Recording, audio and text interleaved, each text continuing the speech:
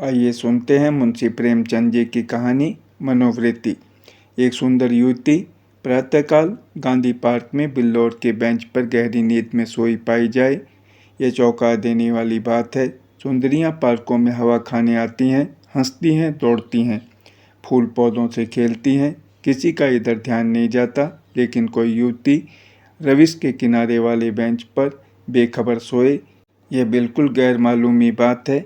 अपनी ओर बलपूर्वक आकर्षित करने वाली रविश पर कितने आदमी चहलकदमी कर रहे हैं, बूढ़े भी जवान भी, सभी एक क्षण के लिए वहां ठिठक जाते हैं, एक नज़र वह दृश्य देखते हैं और तब चले जाते हैं। युवक वृंद रहस्य भाव से मुस्कुराते हुए, वृद्धजन चिंता भाव से सिर हिलाते हुए और युवतियां लज्जा से आंखें नीचे किए हुए। बसंत और हासिम निकर और बनियाइन पहने नंगे पांव दौड़ रहे हैं। बड़े दिन की छुट्टियों में ओलंपियन रेस होने वाला है, दोनों उसी की तैयारी कर रहे हैं। दोनों इस स्थल पर पहुंचकर रुक जाते हैं और दबी आंखों से युवती को देखकर आपस में ख्याल दौड़ाने लगते हैं। बसंत ने कहा, इसे और कहीं सोने की जगह ही नहीं मिली। हासिम ने जवाब दिया, कोई वेश्या है। लेकिन वेश्याएं भी तो इस तरह बेशर्मी नहीं करती। वेश्या अगर बेशरम न हो तो वेश्या नहीं। बहुत सी ऐसी बातें हैं जिनमें कुलवधू और वेश्या दोनों एक व्यवहार करती हैं। कोई वेश्या मामूली तौर पर सड़क पर सोना नहीं चाहती। रूप छवि दिखाने का नया आर्ट है। आर्ट का सबसे सुंदर रूप छिपाव है, दिखाव नहीं। वेश्या इस राज को खूब समझती है।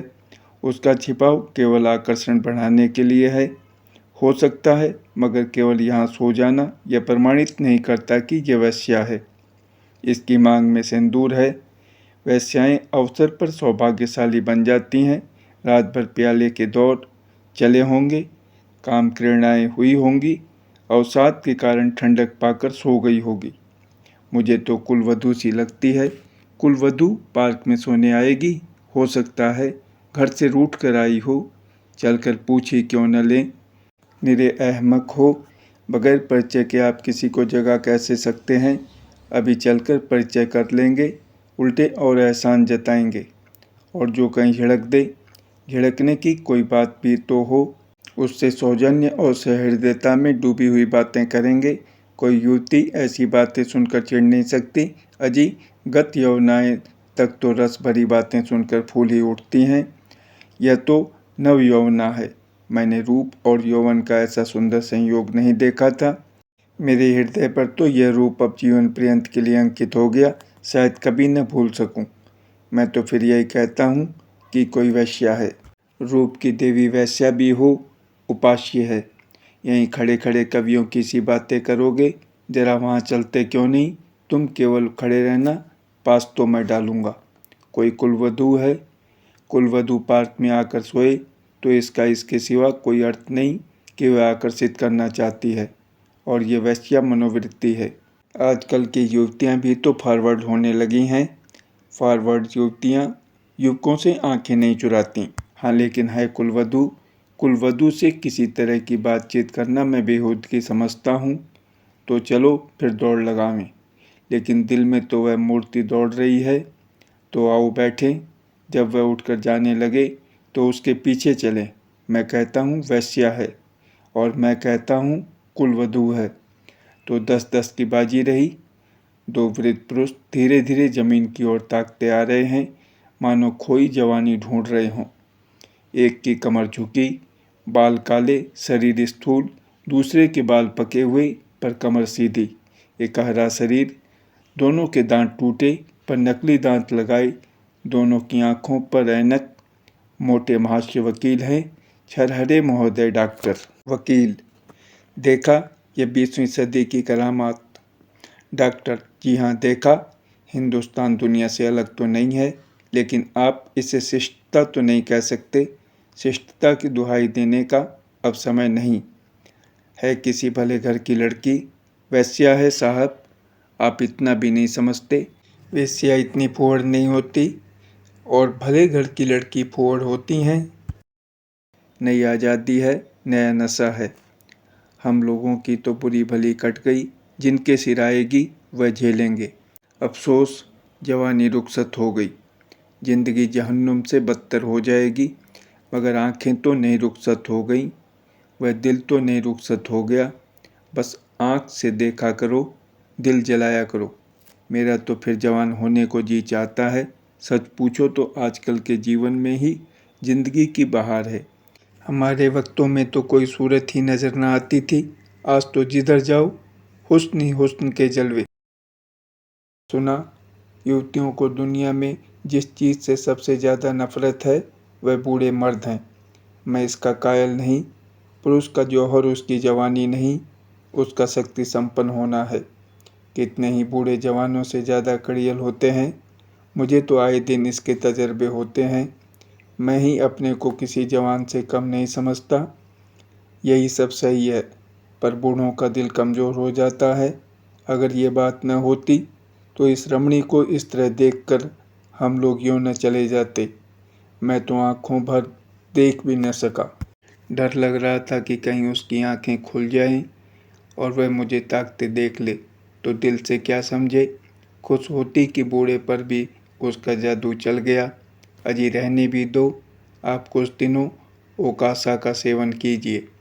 चंद्रोदय खाकर देख चुका, सब लूटने की बातें हैं। मंकी ग्लैंड लगवा लीजिए न।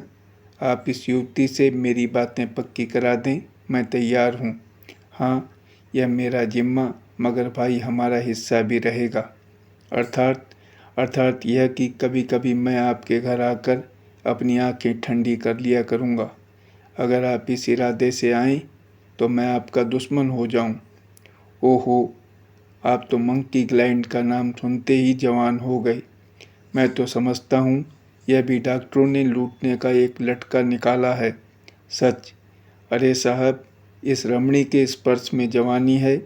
आप हैं किस फेर में।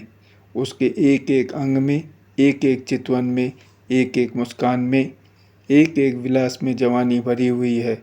न 100 मंकी ग्लैंड, न एक रमणी का बाहुपास। अच्छा, कदम बढ़ाइए, मुवक्किल आकर बैठे होंगे। यह सूरत याद रहेगी। फिर आपने याद दिला दी। वह इस तरह सोई है इसलिए कि लोग उसके रूप को, उसके अंग विन्यास को, उसके बिखरे हुए केसों को, उसकी खुली हुई गर्दन को देखें और अपनी छाती पीटें। इस तरह चले जाना उसके साथ अन्याय है। वह बुला रही है और आप भागे जा रहे हैं। हम जिस तरह दिल से प्रेम कर सकते हैं, जवान कभी कर सकता है? बिल्कुल ठीक। मुझे तो ऐसी औरतों से साबिका पड़ चुका है जो रसिक बूढ़ों को खोजा करती हैं। जवान तो छिछोरे, उच्छृंखल, अस्थिर और गर्वीले होते हैं।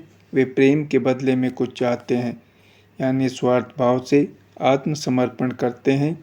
आपकी बातों से दिल में गुदगुदी हो गई। मगर एक बात याद रखिए, कहीं उसका जवान प्रेमी मिल गया तो मिला करे। यहाँ ऐसों से नहीं डरते।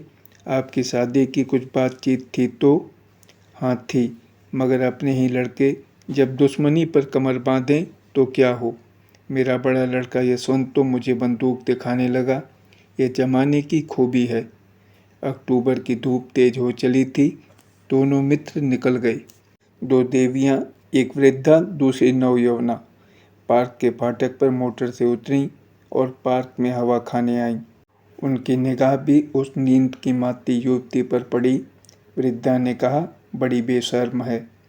नवयौवना ने तिरस्कार भाव से उसकी ओर देखकर कहा, ठाठ तो भले घर की देवियों के हैं, बस ठाठ ही देख लो। इसी से मर्द कहते हैं स्त्रियों को आज़ादी न मिलनी चाहिए। मुझे तो कोई वैश्या मालूम होती है। वैश्या ही सही, पर उसे इतनी बेशर्मी करके स्त्री समाज को लज्जित करने का क्या अधिकार है। कैसे मज़े से सो रही है, मानो अपने घर में है। बेहयाई है। मैं पर्दा नहीं चाहती, पुरुषों की गुलामी नहीं चाहती, लेकिन औरतों में जो गौरवशीलता और सलज्जता है उसे नहीं छोड़ना चाहती। मैं किसी युवती को सड़क पर सिगरेट पीते देखती हूँ तो मेरे बदन में आग लग जाती है। उसी तरह आधी छाती का जम्पर भी मुझे नहीं सुहाता। क्या अपने धर्म की लाज छोड़ देने से ही साबित होगा कि हम बहुत फॉरवर्ड हैं? पुरुष अपनी छाती या पीठ खोले तो नहीं घूमते। इसी बात पर बाई जी, जब मैं आपको आड़े हाथों लेती हूँ तो आप बिगड़ने लगती हैं। पुरुष स्वाधीन है, वह दिल में समझता है कि मैं स्वाधीन हूँ। वह स्वाधीनता का स्वांग नहीं भरता। स्त्री अपने दिल में समझती रहती है कि वह स्वाधीन नहीं है, इसलिए वह अपनी स्वाधीनता का ढोंग करती है। जो बलवान हैं वे अकड़ते नहीं, जो दुर्बल हैं वही अकड़ दिखाते हैं। क्या आप उन्हें अपने आंसू पोंछने के लिए अधिकार भी नहीं देना चाहती? मैं तो कहती हूँ, स्त्री अपने को छिपाकर पुरुष को जितना नचा सकती है, अपने को खोलकर नहीं नचा सकती। स्त्री ही पुरुष के आकर्षक की फिक्र क्यों करे? पुरुष क्यों स्त्री से पर्दा नहीं करता? अब मुँह न खुलवाओ मीनू, इस छोकरी को जगाकर कह दूँ जाकर घर में सोए। इतने आदमी आ जा रहे हैं और यह निर्लज टांग फैलाई पड़ी है। यहाँ इसे नींद कैसे आ गई? रात कितनी गर्मी थी भाई जी, ठंडक पाकर बेचारी की आंख लग गई है। रात भर यहीं रही है, कुछ कुछ बत्ती हूँ। मीनू युवती के पास जाकर उसका हाथ पकड़कर हिलाती है। यहाँ क्यों सो रही हो देवी जी? इतना दिन चढ़ाया, उठकर घर जाओ। युवती आंखें खोल देती है। ओहो, इतना दिन चढ़ाया? क्या मैं सो गई थी? मेरे सिर में चक्कर आ जाया करता है। मैंने समझा शायद हवा से कुछ लाभ हो। यहाँ आई पर ऐसा चक्कर आया कि मैं इस बेंच पर बैठ गई, फिर मुझे कुछ होश न रहा। अब भी मैं खड़ी नहीं हो सकती, मालूम होता है मैं गिर पड़ूंगी।